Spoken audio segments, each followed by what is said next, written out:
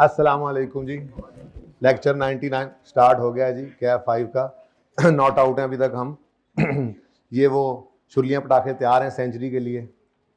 अच्छा जी, हम कर रहे थे डिसीजन मेकिंग, स्टार्ट कर दी थी हमने, और मैंने आपको डिसीजन मेकिंग के अंदर ये रेलेवेंट कॉस्टिंग प्रिंसिपल्स रिवाइज कराए थे। याद आ रहा है कुछ? रेलेवेंट कॉस्टिंग प्रिंसिपल्स में आपने रिवीजन करने के बाद एक अदद सवाल होमवर्क में लिया था जिसको पार्ट बी में दिया गया था। कितने बच्चों ने पार्ट बी लिया? अच्छा, पहले अटेम्प्ट किया, हाथ खड़े करें। सवाल अटेम्प्ट किया, कितने बच्चों ने सवाल अटेम्प्ट किया? बाकियों का क्या प्रोग्राम है जी? रिवीजन मैंने रिवीजन ही करवाई थी भाई। जो खुद करोगे तुम उसमें फिर कुछ और कर लेना भाई, दोबारा कर लेना। अभी कुछ काम कर रहे हैं, फिर जाओ घर। क्यों नहीं किया? किस किस ने किया? दोबारा हाथ खड़ा करें। आधे बच्चे हैं बस, आधे। अच्छा जी, जो जिन्होंने खुद किया उनको लेक्चर लेने की जरूरत थी? वैसे था सवाल बड़ा कॉम्प्रिहेंसिव, बहुत कुछ था उसके अंदर, लेकिन सब कुछ अल्हम्दुलिल्लाह पढ़ा हुआ था आपने। तो बहरहाल अब आज हम स्टार्ट कर रहे हैं डिसीजन मेकिंग का जो चैप्टर है उसको। अब इसके अंदर मेरे पास माजरत के साथ सिर्फ एक ही सवाल है रीसेंट अटेम्प्ट का, ठीक है? क्योंकि जो दूसरा डिसीजन मेकिंग का सवाल था जो हमने कल किया, उसको तो मैंने, वो भी टारगेट कॉस्टिंग डिसीजन मेकिंग ही है, मैंने उसी तरीके से ही करवाया। मुझे जरा आईकेएफ का सोल्यूशन तो डिफरेंट लगा, लेकिन मुझे तो वो टारगेट कॉस्टिंग का ही लग रहा था। तो आपको भी वही लग रहा होगा, और कहीं पे तो मैं टॉपिक्स में तो फिट कर नहीं सकता था। लोग कहते हैं जनरल डिसीजन मेकिंग, मैं कहता हूँ जनरल क्या है, बस वो उसी के साथ ही चला सकते थे हम। एनीवेज, डिसीजन मेकिंग टेक्निक्स हमने 4 तरह की पढ़ी थी। नंबर 1 थी limiting factor decisions, number 2 make और buy outsourcing decision, number 3 further processing decision, और नंबर 4 आपका फेवरेट कंटिन्यू और शटडाउन। इस दफा मेक और बाय आया हुआ है, ठीक है? तो एक्सपेक्ट कर सकते हैं अब बाकी दो में से, यानी लिमिटिंग फैक्टर को फर्दर प्रोसेसिंग से आपको पता है मिक्स कर दिया करता है, तो लिमिटिंग फैक्टर फर्दर प्रोसेसिंग ये भी हो सकता है टेस्ट, और शट डाउन कंटिन्यू का भी हाई चांस तो है, ठीक है? मेक और बाय हो भी जाए तो उसकी प्रैक्टिस तो अभी हो ही जाएगी, ठीक है? तो उससे भी आप बच तो नहीं सकते, किया तो आपने सब कुछ हुआ ही है, ठीक है? तो बहरहाल थोड़ी सी रिवीजन करें अगर हम, तो लिमिटिंग फैक्टर डिसीजन का सवाल हम करते थे, उसके लिए हम सबसे पहले वेरिफिकेशन ऑफ लिमिटिंग फैक्टर करते थे। फिर उसके बाद हम वेरिफिकेशन में करते क्या थे, देखते थे कि हमें कितने रिक्वायर्ड हैं। इससे भी ऊपर की बात क्या थी, लिमिटिंग फैक्टर के जरा चैप्टर पे जाएं अगर, तो हमारे कोई से रिसोर्सेज प्रोडक्शन के वो लिमिटिंग हो जाते थे। मसलन हमारी मटेरियल, लेबर या मशीन आवर्स, या फिर इवन फाइनेंस भी, ये भी लिमिटिंग फैक्टर हो सकता है, लेकिन हमारे सिलेबस से बाहर की बात थी ये, ठीक है जी? ये अब लिमिटिंग फैक्टर डिसीजन में हम आइडेंटिफिकेशन करते थे या वेरिफिकेशन, फिर कैलकुलेशन करते थे कंट्रीब्यूशन पर लिमिटिंग फैक्टर की, उस बेस पे रैंकिंग करते थे, और इस स्टेप में हमारा रेलेवेंट कॉस्टिंग प्रिंसिपल अप्लाई होता था, ठीक है? फिर उसके बाद वो कंट्रीब्यूशन पर यूनिट को पर लिमिटिंग फैक्टर में कन्वर्ट करके हाईएस्ट से लोएस्ट की तरफ रैंकिंग करते थे और ऑप्टिमल प्लान बनाते थे। कभी कभी सवालों में वो इससे आगे भी चला जाता था, प्रॉफिट भी कैलकुलेट करवाया करता था, ठीक है? ठीक हो गया? यहीं से ही करते हैं रिवाइज, ज़्यादा बेहतर है, कहीं फॉर्मेट बनाया हो। बल्कि चलें उधर ही चलते हैं अब वापस। अच्छा जी, आज आप आ गए हैं फिर आप हंसने? अच्छा जी, तो लिमिटिंग फैक्टर डिसीजन विद और विदाउट एक्सटर्नल सप्लायर हुआ करता था, ठीक है? इसकी रिक्वायरमेंट ऑप्टिमल प्रोडक्शन प्लान या मिक्स हो सकता है, प्रॉफिट मैक्सिमाइजेशन प्रोडक्शन प्लान भी कह सकता है, और साथ में वो आपसे नेट प्रॉफिट भी कभी कभी मांग लिया करता है, ठीक है? अब स्टेप 1 होता था लिमिटिंग फैक्टर डिसीजन में वेरिफिकेशन, जिसमें हम रिसोर्सेज अपने कैलकुलेट करते थे। फिर जो अवेलेबल रिसोर्सेज हैं भाई बोलेगा कोई नहीं आज, ठीक है ना? पहले भी आप लोगों ने आधा घंटा तबाह कर दिया, आधा और आपने प्लान किया हुआ तबाह करना, इसलिए चुप करके बैठे आज, वरना ना वैसे कोई जगह भी नहीं है उल्टा लटकाने की। बंदा कह सकता है कि पुट्ठा टांग देना दोनों में जी। टोटल रिक्वायर्ड रिसोर्सेज अवेलेबल, और यहाँ से शॉर्टफॉल या सरप्लस निकल आता था, ठीक है? तो जो शॉर्टफॉल आ रहा है वही है हमारा लिमिटिंग फैक्टर, बाकी लिमिटिंग फैक्टर्स नहीं होते थे। फिर कंट्रीब्यूशन पर लिमिटिंग फैक्टर निकालने की वर्किंग थी, जिसमें हम selling price per unit less variable cost करके कंट्रीब्यूशन पर यूनिट निकालते थे, उसको लिमिटिंग फैक्टर पर यूनिट से डिवाइड करके कंट्रीब्यूशन पर लिमिटिंग फैक्टर पे चले जाते थे। अगर एक्सटर्नल सप्लायर नहीं है तो ये मामला होता था। और अगर एक्सटर्नल सप्लायर किसी प्रोडक्ट का होता था तो हमने सेलिंग प्राइस की जगह पे क्या लेना होता था, एक्सटर्नल परचेज कॉस्ट। वहाँ पे प्रूफ कर लिया था हमने कि चाहे आप एक्सटर्नल परचेज प्राइस भी लें, जब रैंकिंग की बारी आती है तो हमारा ऑप्टिमल प्लान के हिसाब से वो रैंक सही ही होता है। तो हमने बस इतना सही काम किया था एक्सटर्नल सप्लायर के आने पर कि इस कंट्रीब्यूशन पर यूनिट की वर्किंग में सेलिंग प्राइस की बजाय एक्सटर्नल परचेज कॉस्ट ले ली थी। ठीक है, सही है? कुछ याद आ रहा है? कुछ याद आ रहा है? नहीं याद आ रहा? किस किस को नहीं याद आ रहा? नो सर, तुम्हें याद नहीं आ रहा? परसों किया तो फिर याद नहीं आ रहा? तो मजाक है तुम्हारा मेरा? है? कब है? कहता शुरू से है। शुरू से है? अच्छा, लेकिन आज नहीं है, ठीक है ना? हाँ, आज नहीं है, बस आज तुम्हारा मेरा मजाक खत्म, बस आज से खत्म। नहीं, अभी आज खत्म, कल देखेंगे फिर। आज फिलहाल मैं बहुत टेंशन में हूं। प्लीज, देखा, पुलिस को बुला लेना मैंने, ये पुलिस का फोन आ गया। ठीक है, अच्छा सुनो, एक्सटर्नल परचेज प्राइस या सेलिंग प्राइस ले लिया आपने, फिर लेस की variable cost contribution per unit आया, डिवाइड किया उसको कंट्रीब्यूशन पर लिमिटिंग फैक्टर से, लिमिटिंग फैक्टर पर यूनिट से, तो आपके पास कंट्रीब्यूशन पर लिमिटिंग फैक्टर आ गया। हाईएस्ट को नंबर 1 दिया। ये कुछ इंपॉर्टेंट बातें मैंने यहाँ पे लिखी हुई हैं जो ध्यान से देखनी है।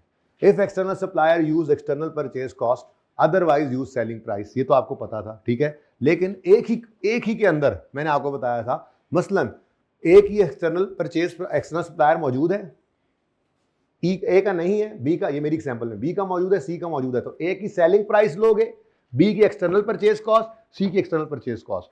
एक ही टेबल में रहते हुए भी ये काम करोगे तो रैंकिंग दुरुस्त रहेगी। ठीक है, यहां तक कोई मसला? अगली इंपॉर्टेंट बात चलो पहले पूरी तरतीब कर लें। कंट्रीब्यूशन पर लिमिटिंग फैक्टर की बेस पर रैंकिंग की, इसके बाद हम करते थे ऑप्टिमल प्रोडक्शन प्लान।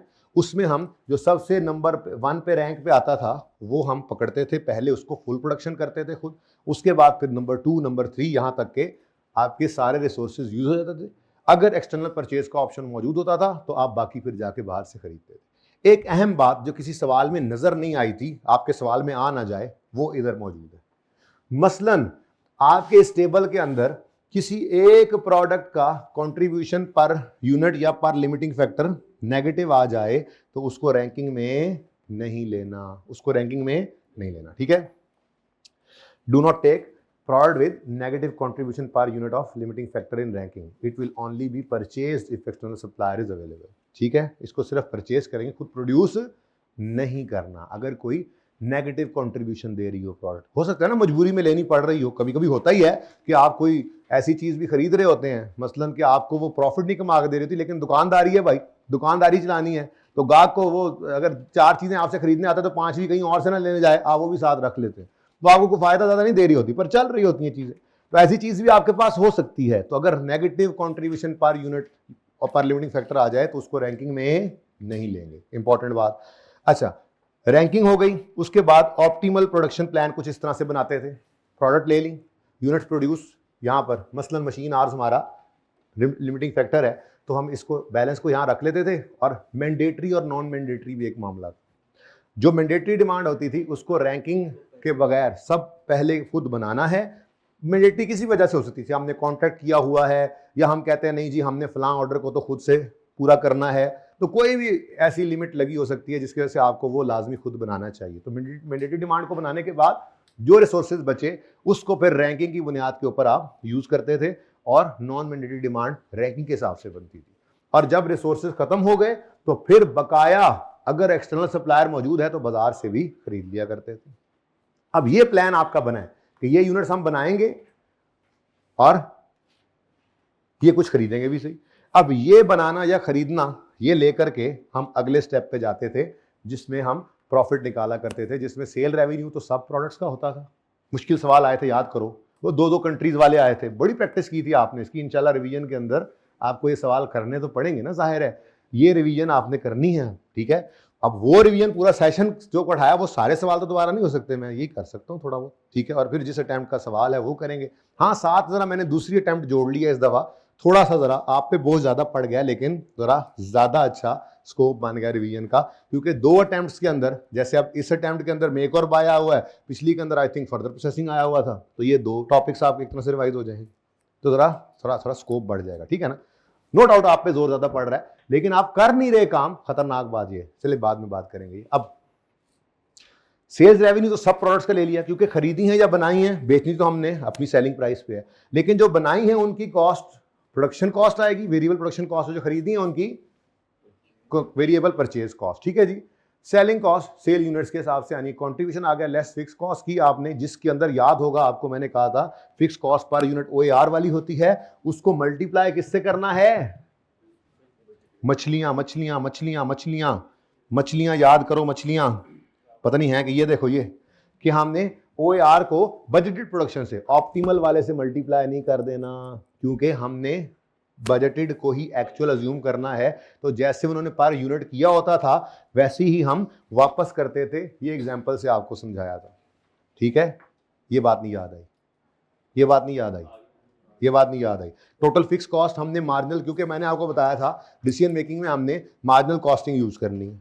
तो अगर आपसे प्रॉफिट स्टेटमेंट मांगेगा तो आपने प्रॉफिट स्टेटमेंट कौन सी बनानी है, sale less variable cost contribution less fix cost. अब फिक्स कॉस्ट एक्चुअल लेते हैं, डिसीजन मेकिंग तो फ्यूचर के लिए कर रहे हैं, तो हमारे पास वो बजटेड ही होगी। अब बजटेड FOH की कॉस्ट कैसे निकालें, सवाल में उसने पर यूनिट प्रोडक्ट वाइज दी होती है, तो हमने उसको क्या कर लेना है, टोटल। अब टोटल कन्वर्ट करने के लिए क्या बजटेड प्रोडक्शन यूज करेंगे या जो ऑप्टिमल प्लान बनाया है वो यूज करेंगे, बजटेड यूज करेंगे, क्योंकि बजटेड को ही यूज करके उसने OAR निकाला था, तो वापस बजटेड पे जाने के लिए भी OAR ही यूज करेंगे। ये मैंने यहां पे समझाया था आपको कि उसने फिक्स टोटल कॉस्ट को बांटा होगा पहले, बजटेड फिक्स कॉस्ट को, और फिर हर एक की पर यूनिट कॉस्ट निकाली होगी, यहाँ पे आपको सवाल में गिवन है। अगर आपने इससे टोटल पे वापस जाना है, इससे टोटल पे वापस जाना है, तो आपको बजटेड प्रोडक्शन से ही मल्टीप्लाई करके वापस जाना पड़ेगा, प्रोडक्शन प्लान वाली को नहीं करते थे, याद है, ये थोड़ी सी बात थी, ठीक है। तो ये जनाब हमारा बड़ा ही इंपॉर्टेंट एरिया है, और इसको कहते हैं लिमिटिंग फैक्टर डिसीजंस। कोई क्वेश्चन है तो पूछे, इधर ही रखना भाई, गुब्बारे वाला ना लेना। आज मुझे बांध दिया इन्होंने, मैं पहले कभी ऑप्शन के साथ जाता होता था वन नोट पे, भाई इधर दिखाओ जरा, पहले मेरे पास ऑप्शन होता था, वन नोट भी कर लिया, बोर्ड भी कर लिया, आज इन्होंने मुझे पाबंद कर दिया है, पाबंद सलासल, लेकिन सिर्फ पार्ट 1 के लिए। टू में आऊंगा ना तो मैं सब उड़ा के रख दूंगा इंशाल्लाह। ले जाओ उधर। कोई सवाल? बच्चों ने कहा हमारी मेहनत दिखा दो। हाँ जी भाई, किससे मिलना है? आ जाओ आ जाओ, बिस्मिल्लाह बिस्मिल्लाह, आ जाओ आ जाओ, एमए पढ़ाएं तुम्हें, आ जाओ यार। अच्छा भाग गए, शर्मा गया। तुम क्यों नहीं शर्माते हो? हैं? लोग शर्माते हैं, देखो अच्छे यार, मैंने तुम्हें तुम बोला है, कोई मसला तो नहीं? आप बोला करूं? अच्छा जी, तुम सबको मैं आप बोला करूं, तुम सबको मैं आप बोला करूं। हाँ जी सही है। अब इसका सवाल जो है वो आप करेंगे इंशाअल्लाह, अल्लाह ने चाहा तो आप जरूर करेंगे, पर्चे में भी आ गए तो करेंगे, और उसका नाम हैगा, अल्लाह करे लब जाए, ये लग रहा है मुझे, बिस्मिल्लाह। ये तो लेबर का लग रहा है, अच्छा नहीं,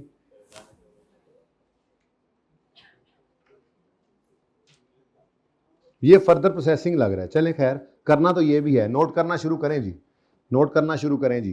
पिछली आपकी अटेम्प्ट का क्वेश्चन नंबर, अच्छा वैसे अभी नोट कर लें जो जो आपने करने हैं, 1 कर चुके थे ना आप। आज इन्वेंट्री मैनेजमेंट का सवाल कर लीजिएगा, इसमें एक ऐसा लफ्ज इस्तेमाल हुआ है जो ना उससे पहले कभी इस्तेमाल हुआ ना उसके बाद अभी तक होता नजर आ रहा है, ओवरलैप। इसका मतलब लिखा हुआ है साथ, अगर आप देखें तो। वैसे इसको लेक्चर के अंदर जब प्रोवाइड किया जाएगा तो सवाल डिस्कस होगा तो समझ आ जाएगा, लेकिन आप यूं ही समझिएगा कि आपको इसका मतलब नहीं पता, आपको इसका मतलब नहीं पता और आपके ऊपर ये आन पड़ा। वैसे ओवरलैपिंग का मतलब होता है कि ये इवेंट इकट्ठा आकर हो रहा है, ठीक है ना। तो इसको जरा बस इतना समझते हुए एक बार ट्राई मारना, ठीक है। तो आपने क्वेश्चन नंबर 2 करना है जी। आज 99 है ना जी, तो 99B का सामान शुरू हो गया बनना, क्योंकि 100 लेक्चर को हमारी नियत है कि एक करेंगे। अब चाहे वो रात के 10 बज जाएंगे, हम एक ही करेंगे, 100 से 101 नहीं करना। वैसे मेरा दिल बड़ा था कि 99 पे रुक जाते, आप लोगों ने शरारत करके एक लेक्चर ऊपर कराया मुझसे, ठीक है ना। लोग क्या कहेंगे, इतना पढ़ा है, 99 होता है, देखा कभी 699, कीमत लिखी थी 699, जो मर्जी कर लो, 700 जेन में नहीं आता। ये इतनी जबरदस्त मार्केटिंग वालों की जो है ना ये फनकारी है। मतलब सचमुच में 700 रुपया दिया हो, 1 रुपया वापस भी अक्सर नहीं लेते, लेकिन उसके ऊपर लिखा हुआ ना दिमाग में वही नक्श होता है 699 699 600। ऐसे ही 99 लेक्चर्स हमने करने थे, जिसमें होना था बस 99 लेक्चर किए हैं यार, तुझे करा लो सोमा। तो है ये क्वेश्चन टू लिखिए अपने पास, लास्ट अटेम्प्ट का। क्वेश्चन 3 भी करें। क्वेश्चन 3 98B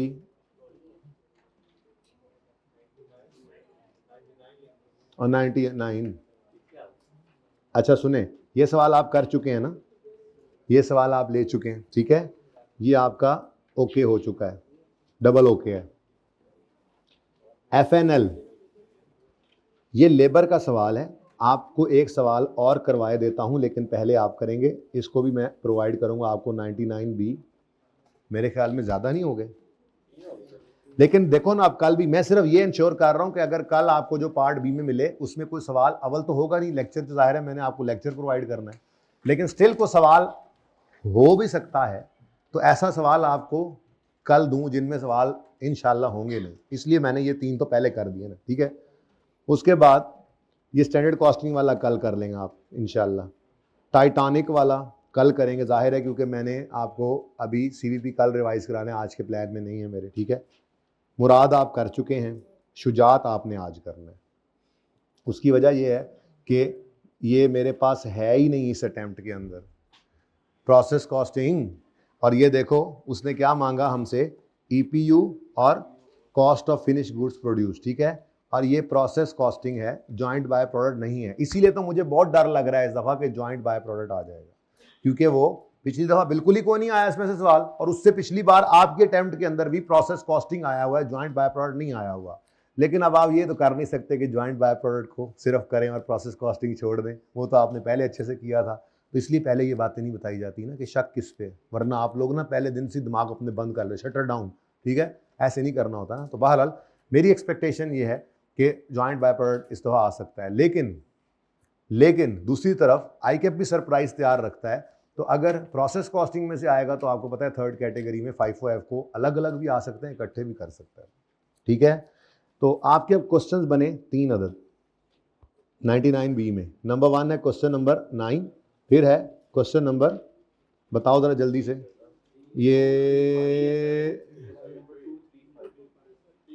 ये मैंने अब कल पे छोड़ा है ना, 5 है, ये तो कर लिया था ना, 3 है और 2 है, ठीक है। तो 2 3 लिमिटिंग फैक्टर वाला है ना, उसमें लिमिटिंग फैक्टर आ रहा है ना, तो वो रिवाइज हो गया ना, अब मेरे पास सवाल नहीं है। तो क्वेश्चन नंबर 2 3 5 और 9, ठीक है जी। माजरत के साथ ये सवाल आपको करने पड़ेंगे आज, ठीक है जी, लेकिन आप लोग दिल जीत लीजिएगा आज, तो ये सवाल भी कर डालिएगा, और लेक्चर को बेशक जो सवाल हो भी जाएं तो क्विकली ज़रा देख के मेरी तसल्ली के लिए एक दफ़ा कसम से ये कर देना, ओए दिल राज़ी हो जाए। आप आज वैसे तो आपने बड़े गुब्बारे शुबारे लगाए हुए हैं, ऊपर से तो खुश हो जाऊंगा मैं, लेकिन दिल की खुशी तो तभी मिलेगी जब आप ये सवाल भी कर लेंगे। दुआएं दूंगा, दुआएं भर भर के झोली में, ठीक है ना। ये सवाल करने हैं और भाई 99B बनवाना है, भाई 99B बनवाना है, ठीक है ना। इसकी पिक्चर लेने की जरूरत नहीं, मेरे पास लिखा गया, ठीक है। ओके जी, आया जे फिर गोरी। अच्छा जी,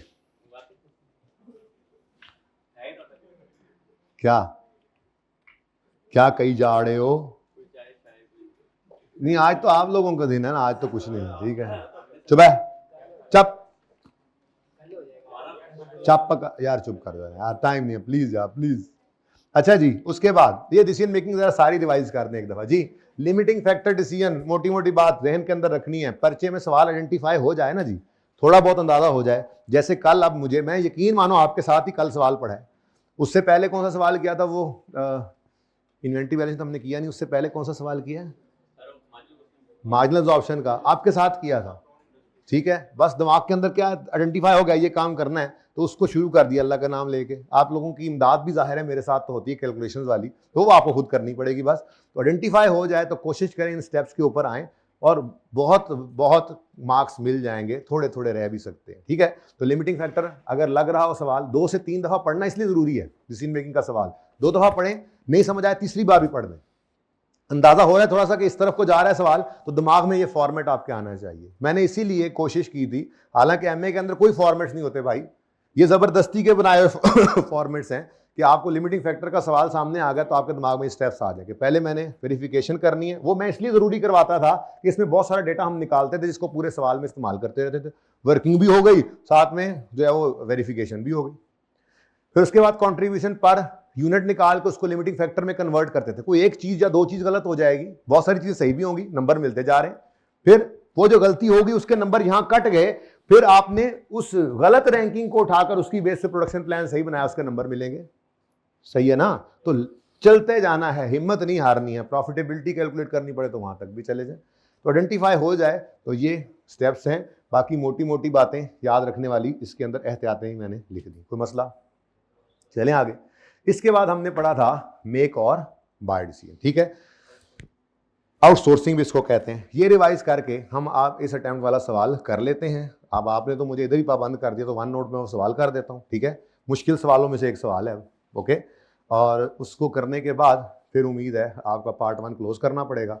वापस आके मैं आपको आउटसोर्सिंग वो फर्दर प्रोसेसिंग का फॉर्मेट रिवाइज करा सकता हूँ बस, और शट डाउन का भी फॉर्मेट रिवाइज करा सकता हूँ। तो शट डाउन के लिए आई कैप वाले सवालों से अच्छे फिलहाल कोई सवाल नहीं है। टेस्ट का भी एक आधा सवाल उनके लेवल का नहीं था, एक आधा सवाल था, अच्छा सवाल था, लेकिन उनके लेवल का नहीं है। कोई कोशिश करेंगे, कोई मॉक के अंदर कोई सवाल अगर शट डाउन का आता है तो कैसा है, हो सकता है फर्दर प्रोसेसिंग का भी आ जाए, बाहर डिपेंड करता है। लेकिन आपके पास जो ऑलरेडी बैंक मौजूद है, सवाल सारे किए हुए हैं, ठीक है। अच्छा, इस वक्त ये बात बीच में बनती थी, एक बात फ्लो में चल रही हो, मॉक का जिक्र किया है ना, डेट का जिक्र तो नहीं किया, आज नहीं छेड़ना नहीं, ठीक है। अच्छा जी, ये हो गया जी लिमिटिंग फैक्टर। नेक्स्ट, हाँ जी, एक सवाल दे दिया ना, करोगे उसको डिस्कस करेंगे। बाकी जो किए हुए हैं रिवीजन प्लान में डाले हैं उनको जरा देख लेना, कोई रिवीजन प्लान के अंदर अगर एडिशनल डाला हुआ है जो क्लास में नहीं हुआ वो मुझे बता देना, वो भी मैं कल करा दूंगा। नहीं, आप पहले बताना तो सही ना कि रिवीजन प्लान में जो सवाल मौजूद हैं वो सवालों में से कोई सवाल नहीं डिस्कस हुआ तो वो मुझे बताएं, ताकि मैं रिवीजन प्लान वाले उस सवाल को कल करा दूं, ठीक है। लेकिन मुझे बताना, 1-2 वॉलंटियर्स भी आज मुझे चाहिए, अभी बताता हूँ किस लिए। एक तो अभी ये काम बता दिया। अच्छा, ये सुने, चलें आगे। नेक्स्ट क्या है जी, नेक्स्ट क्या है, मेक और बाय। ये मैंने इंपॉर्टेंट लास्ट टाइम लिखा था, इस दफा इस इंपॉर्टेंट को, मतलब इंपॉर्टेंट तो सारा कुछ है लेकिन ये मतलब फिलहाल आ गया है ना, ठीक है।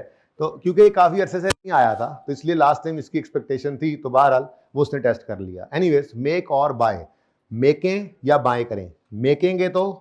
मेकेंगे तो कॉस्ट इनकर होगी, अगर बाय करेंगे तो वो कॉस्ट बच जाएंगी, ठीक है, लेकिन फिर खरीदने की, बाय करने की कॉस्ट बढ़ेगी, ठीक है।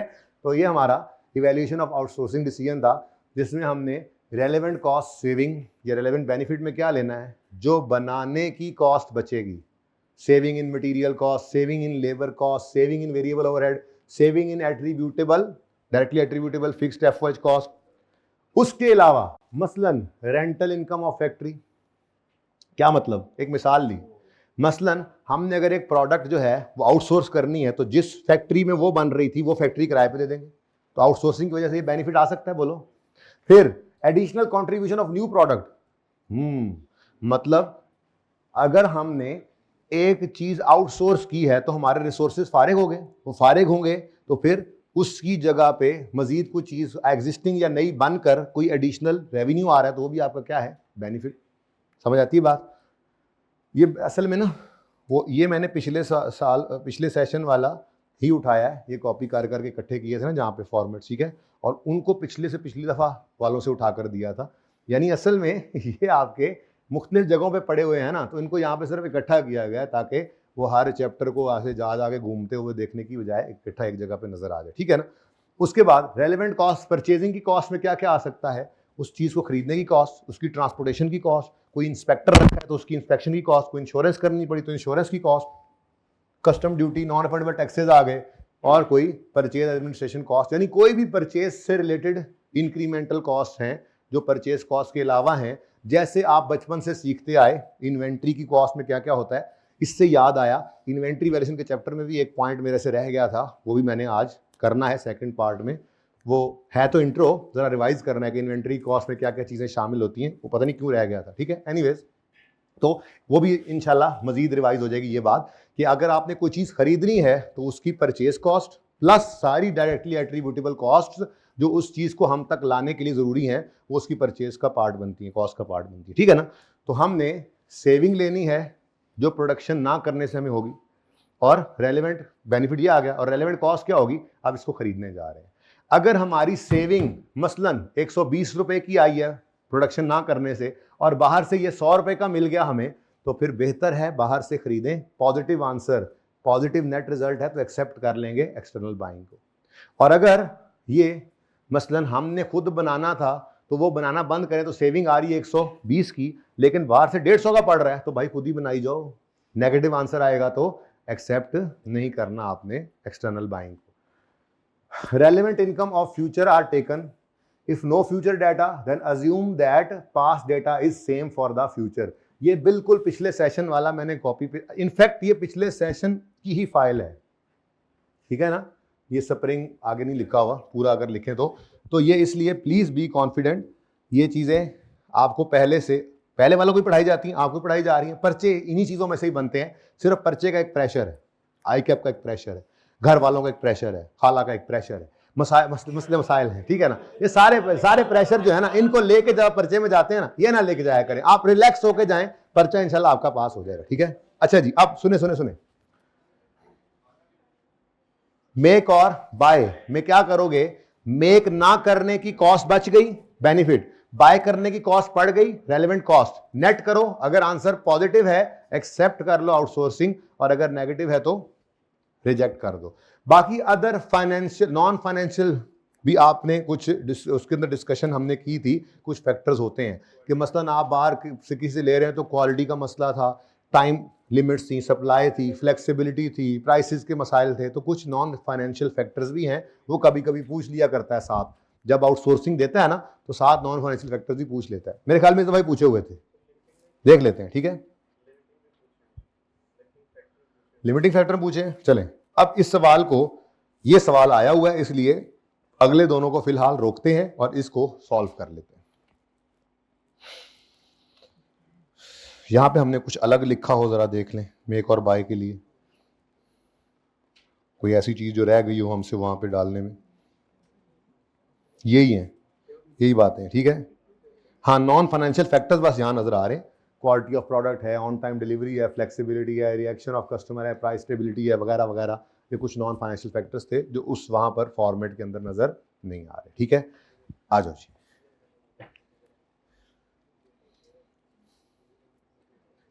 स्प्रिंग 26 क्वेश्चन पेपर, ये सवाल तो है इन्वेंट्री, ये ब्रेक इवन का है। ये इंशाल्लाह हम कल करेंगे। कल क्या तारीख है जी? चलो कल करेंगे। कौन सा जी? कल 15 जुलाई को इंशाल्लाह। उसके बाद 5 हो चुका, 6 हम इंशाल्लाह अभी पार्ट 2 में करेंगे, थोड़ी देर में इंशाल्लाह, थोड़ी देर में। आप लोगों ने बीच में लुच तल दिया, वरना फिर पार्ट 1 में हो जाना था। फिर जी सैफरॉन हो गया। ये रहा जी, crimson. Assess whether CEL should manufacture component X internally or purchase it from external supplier। और फिर डिस्कस करो 3 नॉन फाइनेंशियल फैक्टर्स जो CEL कंसिडर करे while making the decision in part A। कि अगर करना ही है आउटसोर्स तो नॉन फाइनेंशियल फैक्टर्स भी बताओ। तो पूछता है ये पूछता है, मैंने आपको पहले भी कहा था, साथ में पूछ लेता है। ठीक है ना। तो बहरहाल एज एक्सपेक्टेड ये आने की इसकी बारी थी और ये आ गया। अब सवाल को पढ़ें, ये रिक्वायरमेंट पढ़ के असल में समझ लग गया, इसलिए मैंने ये नहीं कहा कि सवाल पढ़ के बताएं कौन सा सवाल है। रिक्वायरमेंट पढ़ के क्लियर पता लग रहा है कि CEL X को मैन्युफैक्चर करे इंटरनली या परचेज करे फ्रॉम एक्सटर्नल सप्लायर, मतलब आउटसोर्सिंग डिसीजन है। अब आउटसोर्सिंग डिसीजन है तो रिक्वायरमेंट पता लग गया ना। तो सवाल का डेटा पढ़ के देखो आप क्या कर सकते हो इसके अंदर। सवाल आप पे आ गया, if this was a tough question, अगर समझ आ जाए तो फिर आसान होना टफ। भाई किधर से आ रहे हो, किधर को जा रहे हो, क्यों गए थे?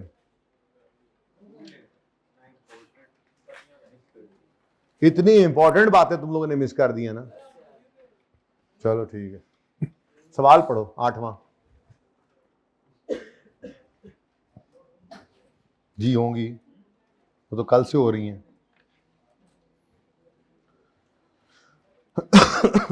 कितने बजे तक आपने ये टाइम लिया हुआ है? मेरे पास 15 मिनट। चले सरदान आएंगे तो पार्ट 1 क्लोज करेंगे। चलो फिर सवाल करके बुलाएंगे उनको।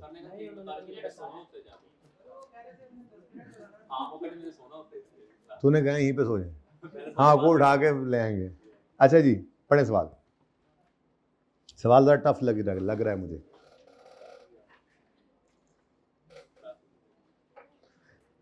अच्छा अब कई अप्रोचेस से, ये पहले बता दूं, सवाल हो सकता है कई कई तरीकों से। हर उस्ताद ने अलग तरीका कर देना है, मैं आपको बता रहा हूँ। आसपास देखोगे तो एंड आंसर सेम होना चाहिए, ताकि जो जहां से मर्जी चले। ठीक है ना? पढ़ो। आप खुद पर्चे में डिफरेंट बच्चे डिफरेंट तरीके से कर सकते हैं, जवाब सेम हो तो कोई मसला नहीं। पढ़ो पढ़ो पढ़ो।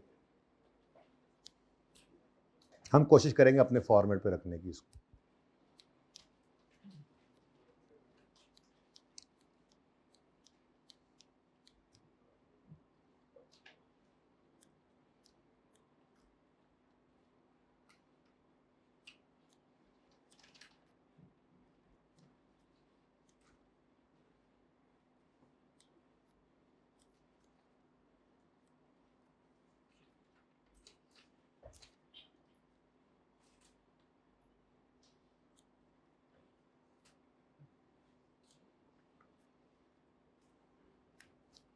हाँ जी, टेंशन हो रही है ना?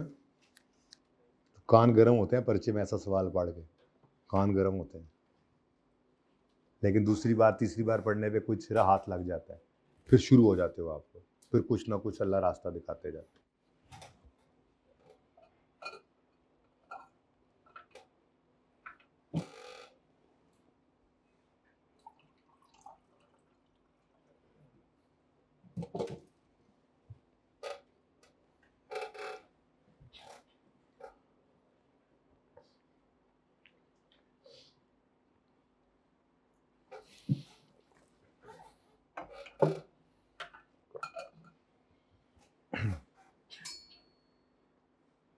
वैसे तुम लोगों को मेरी ही क्लास मिली थी ये काम करने के लिए?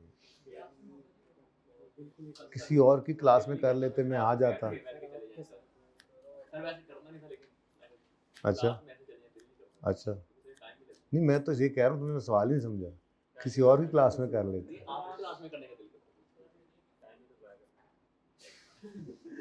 और मेरे ही पास टाइम नहीं है।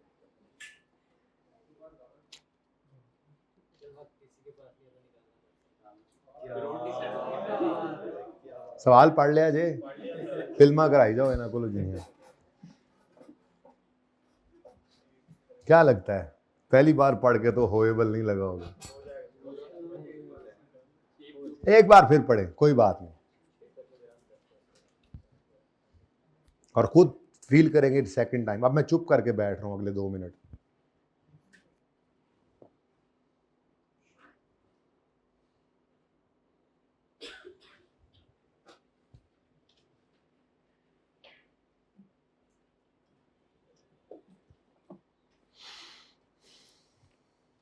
अपने पेपर नहीं आपके पास तो यार किसी को कह दो ना, पेपर यार कोई से को 3-4 एक्स्ट्रा रखा करे, कोई ना कोई बच्चा भूल जाता है कुछ, उसको जल्दी से ले आए।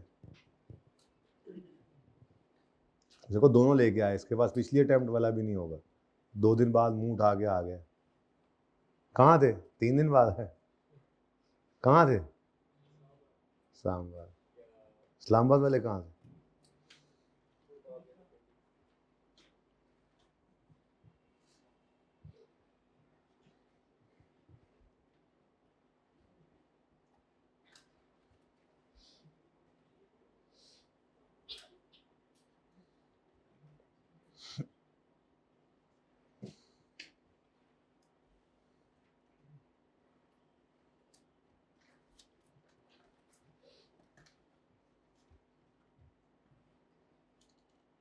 मैंने बच्चों का वो गिला भी दूर किया इस दफ़ा कि आप हमसे तो कुछ करवाते नहीं, पूरी पिछली अटैम्प्ट आपसे करवा रहा हूँ, लेक्चर्स बाद में दे रहा हूँ, वो तो अच्छे बच्चे बाद में देखेंगे ना, पहले सवाल अटैम्प्ट करेंगे।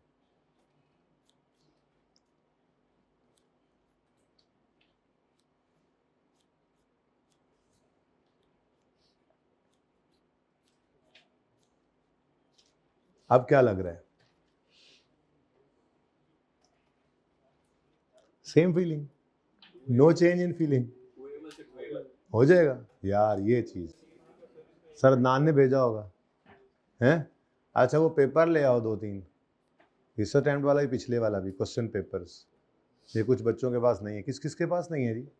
1-2 माशाल्लाह 3-4 हैं, उधर भी 2, उधर है 2-3 है और 3 इधर भी हैं, दे देना इनको। अच्छा जी, अब सवाल मेक और बाय का है, आउटसोर्सिंग डिसीजन का है सवाल, तो दिमाग में फॉर्मेट क्या है? हमने लेना है मटेरियल, लेबर और ओवरहेड्स वेरिएबल वाले जो सेव होने हैं एक्स को ना बनाकर, ठीक है। Crimson enterprises manufactures a single product A99 by assembling 3 components. अब ये 3 कंपोनेंट्स को इकट्ठा मिलाते हैं और मिलाकर एक प्रोडक्ट बना रहे हैं जिसका नाम है A99, ठीक है। लेक्चर नंबर 99, ऑटम, ऑटम है ना attempt, autumn 2699, x y and z 3 चीज़ें इकट्ठी करके जोड़ते हैं और A99 बनाकर बेचते हैं। विच आर करंटली, ये तीनों अभी करंटली प्रोड्यूस हो रही हैं इंटरनली, और each unit of A99 requires 2 units of X, 4 of Y and 5 of Z, ठीक है जी। यानी एक A99 में ये कंपोजिशन है, 3 एलिमेंट्स, 3 कंपोनेंट्स इकट्ठे करके वो एक प्रोडक्ट बना रहे हैं, ठीक है। और हर एक के अंदर, हर एक यूनिट के अंदर 2 X, 4 Y और 5 Z लग रहे हैं। Following information has been gathered by CEL's accountant, statement of profit और लॉस है 20x5 की। अब वो मैंने आपको फॉर्मेट दिखाया ना, वो पिछले सेशन बच्चों को बताया था, तो बिल्कुल वही बात हर दफ़ा बताई जाती है। यहाँ पे क्या लिखा हुआ है जी?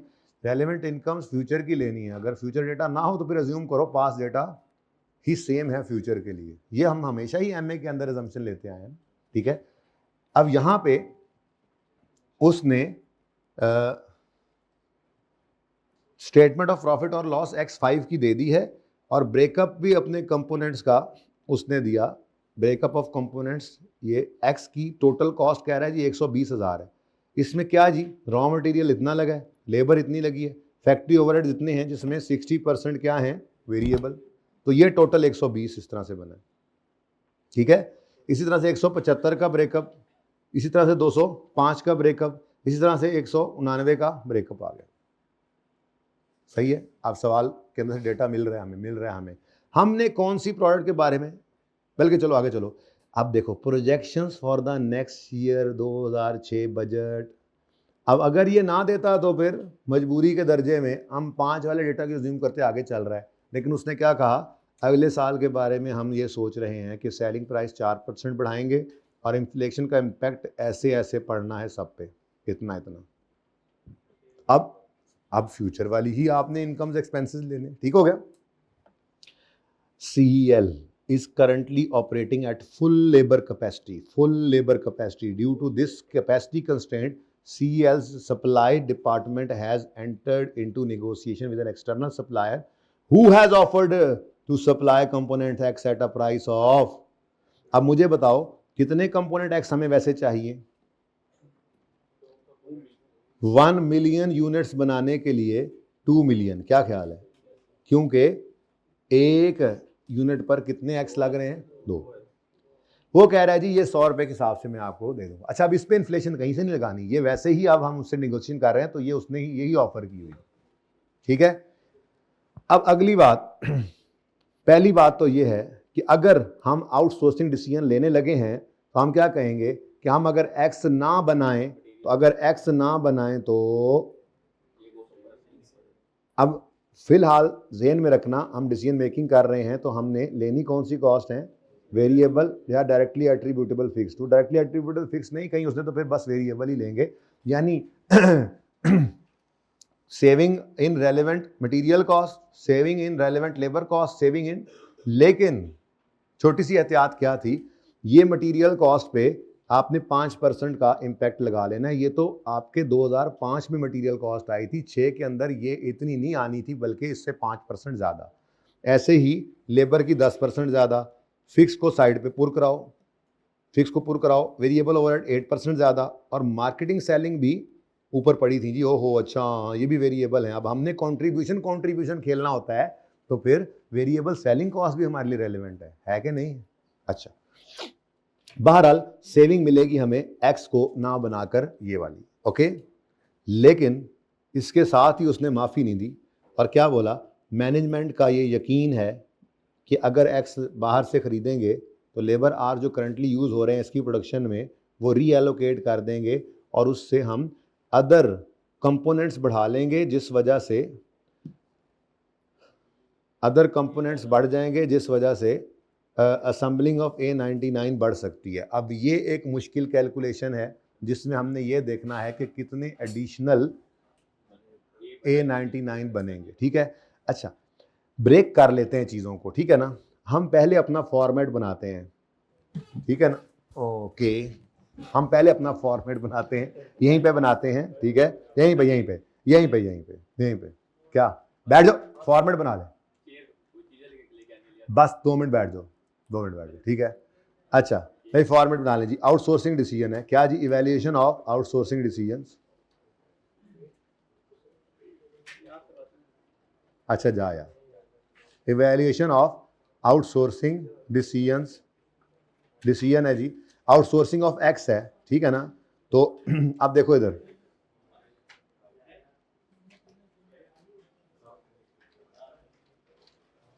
अच्छा बच्चों प्लीज बेटा चुप रहें, प्लीज चुप रहें, प्लीज चुप रहें, प्लीज चुप रहें,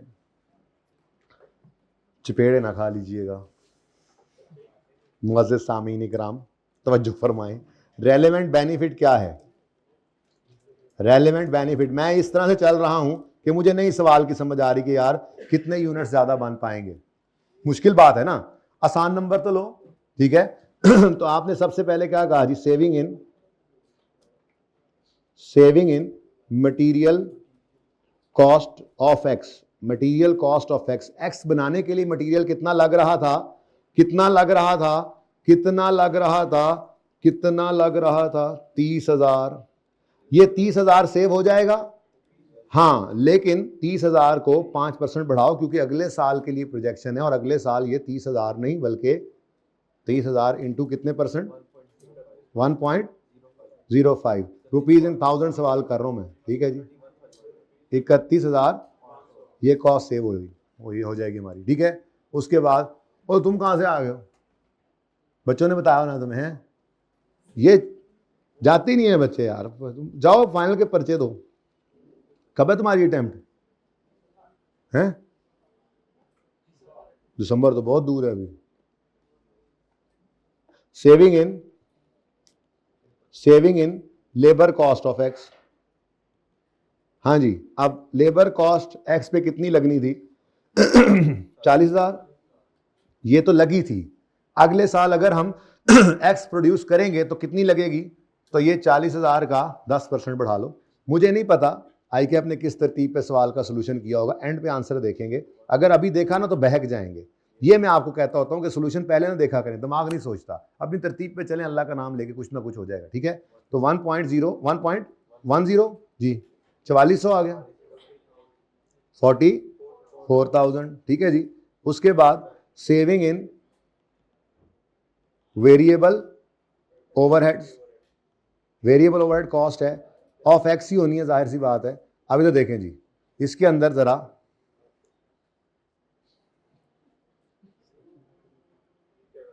इसके अंदर भाई देखो प्लीज, 50,000, भाई इंसान ही रहे, अल्लाह ने जो इंसान बना दिया, इंसान बिल्ली डीओजी ये ना बने प्लीज।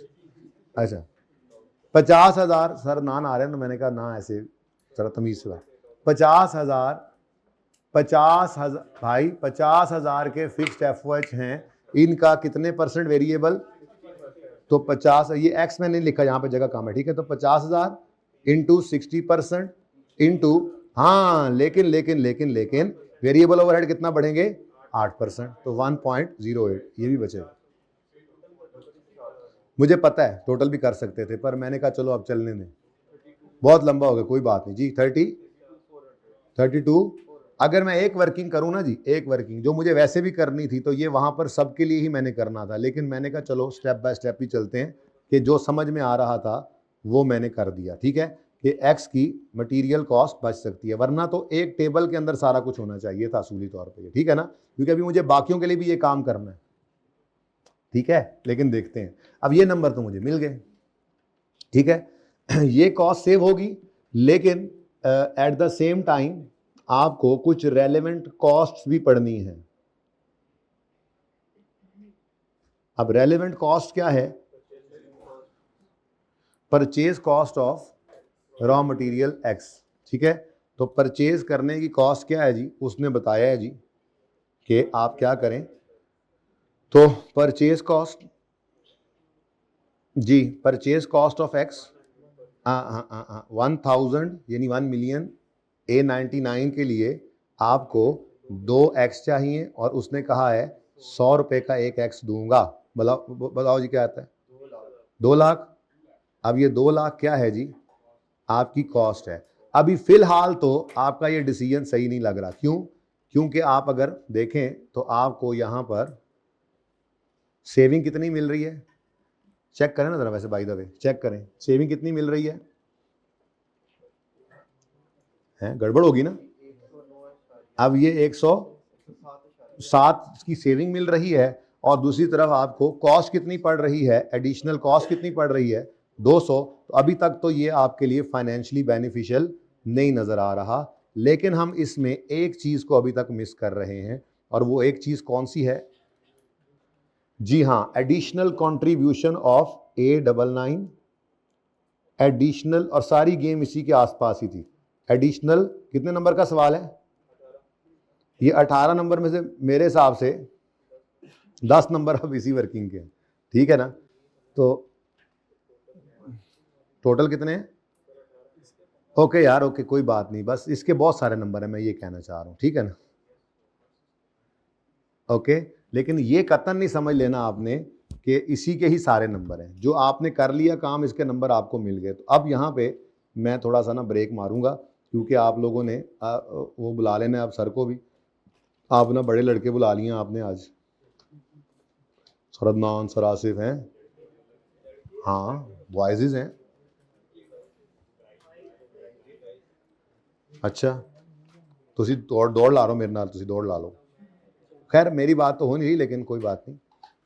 अब ये जनाब फिगर है, अब इसकी थोड़ी सी बस प्लानिंग कर लें, सर के आने तक थोड़ी सी प्लानिंग कर लें, ठीक है ना। तो सर बाहर वेट नहीं करते, सर अंदर आ जाते हैं। सर को बता दें जी जाके, आमिर भाई सर को बता दें कि आप अंदर आ जाएं जब भी आएँ, ठीक है।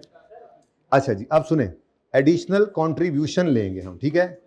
कंट्रीब्यूशन का मतलब क्या होता है? सेल लेस वेरिएबल कॉस्ट, ठीक है ना। तो additional contribution of A99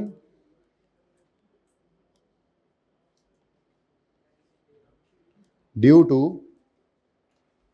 to outsourcing of X. Due to, अब पूरी कहानी कौन लिखे, ठीक है, due to outsourcing of X. इसके अंदर भी अब जो कुछ हो सकता है वो तो करें। देखें, एडिशनल सेल्स रेवेन्यू, देखिएगा बेटा, यूनिट्स नहीं ना पता, प्लीज यूनिट्स नहीं ना पता, कॉस्ट का तो पता है, ये सेल प्राइस का तो पता है। कैसे? अगर आपने पिछले साल 1300 मिलियन की सेल्स कमाई 1 मिलियन यूनिट्स बेचकर, तो आपने एक यूनिट कितने का बेचा? यहां से कर लो पर यूनिट 1300 को डिवाइड करो ना 1000 से, 1000 में चले अगर तो हैं, नहीं सॉरी ऊपर 1000 है, ऊपर 1000 है, ये लो अब ठीक जी। 1300 रुपए का एक यूनिट बेचा था, बोलो। अब 1300 को बढ़ाकर कर लो 4% से, तो कहां बढ़ाऊं जी? 1300 पहले निकाल लेना कहीं पे, अब डायरेक्ट लिख रहा हूं मैं, ठीक है ना। ₹1300 रुपीज 1300 कहाँ से है, चलो निकाल देता हूँ, इंटू 1 पॉइंट, ये वर्किंग कर लेता हूँ जी, वर्किंग 1.1, ठीक है। तो रुपीज 1300 इंटू, अब इसको कितना बढ़ाना है 4%, ये तो हो गया ठीक। अब उसके बाद यूनिट्स कितने हों ये नहीं पता, असल में ना वो लेबर आवर्स कहीं से निकालने हमने, और लेबर आवर्स निकाल कर हमने ये देखना है कि जब हम एक्स को बनाना बंद करेंगे तो कितने लेबर आवर्स बचेंगे, जितने लेबर आवर्स बचेंगे उसके हिसाब से हम देख लेंगे कितने अगले दोनों कंपोनेंट्स बन सकते हैं, ठीक है। चलें, जो हो सका वो तो हमने किया, हमने एक अच्छी कोशिश की, हम अभी तक हार नहीं मान रहे, हम चले जा रहे हैं, अल्लाह खैर करेंगे, ठीक है, ओके। वैसे यार उम्मीद ही कोई नहीं है, मैंने अंदाजा लगाया ना। अच्छा जी, क्यों क्यों क्यों तकलीफ हुई ना? अच्छा जी, एडिशनल सेल्स लेस करें, इसमें से कंट्रीब्यूशन निकालना है तो लेस कर दें इसमें से एडिशनल वेरिएबल प्रोडक्शन कॉस्ट। अच्छा मैं प्रोडक्शन लिख रहा हूँ, एडिशनल वेरिएबल कॉस्ट, ठीक है, एडिशनल वेरिएबल कॉस्ट। अब इसमें कॉस्ट पर यूनिट निकालनी है, वो भी नहीं पता, यूनिट्स तो पहले ही नहीं पता। उसके बाद फिर चूंकि कंट्रीब्यूशन निकालना है तो एडिशनल वेरिएबल मार्केटिंग कॉस्ट, इसको मैं एडिशनल सेलिंग कॉस्ट लिख लूँ आप लोगों के लिए, ज़रा जगह तंग है तो आप लोगों के लिए लिख रहा हूँ, ऐसे असल तो पूरा लिखना चाहिए, एडिशनल वेरिएबल सेलिंग कॉस्ट, ठीक है, तो वो भी मुझे अभी नहीं पता। और एडिशनल यूनिट्स तो एक बार निकलने हैं तो सब पे ही लगते चले जाने हैं। यहाँ से हमें मिलना है कंट्रीब्यूशन, ठीक है जी, बस इतनी सी वर्किंग है जो हमने करनी है। अब इसको हम सोचें बैठ के, हैं जी, उधर से आपका इवेंट रनिंग में हो, उधर से आपकी सोच ये चल रही हो यार अब कैसे निकालेंगे आर्स, हैं सर, ना आए तो भाई बता देना यार कैसे निकालेंगे आर्स। बात तो वहीं पे रुक गई है कि आर्स कितने बचेंगे, अगर एक्स हम बाहर से खरीद लेते हैं तो आर्स कितने बचेंगे। भाई आप मेहमान कहाँ से आए हैं? एमए की क्लास की हैं, अच्छा, आपको किसने बताया? अच्छा जी, चलें वट एवर यार, अब जो भी है अब देखी जासी। अब मेरी बात सुने प्लीज़, अब यहाँ से हमने ज़रा अंदाज़ा लगाना है, थोड़ा सा इस डेटा को देख लें, इस डेटा को देख लें, ज़रा देखिए कहीं पे आपको, सर आ गए, कहीं पे आपको कुछ मिल गया है, सर को वेलकम करते हैं लेकिन पहले इधर देखें, कहीं पे आपको कुछ मिल गया है 200 रुपये पर लेबर आवर, ठीक। अच्छा अभी गुब्बारे भी लगाने हैं बच्चों ने, ठीक है जी, तो चलें सर अब तशरीफ़ ले आए हैं तो बात सुने, आखिरी बात सुन लें। यहाँ पे सिर्फ आर्स निकलेंगे, स्पेयर आर्स पता लगेंगे, एडिशनल यूनिट्स जो बिक सकते हैं वो निकलेंगे, बस वो इधर आने हैं, खड़क खड़क खड़क खड़क, और थोड़ी सी कॉस्ट का मसला है, तो सबसे मसला ज़्यादा बड़ा इसी फिगर में था, तो पार्ट 1 को क्लोज कर दें जी यहाँ पे, ठीक है जी।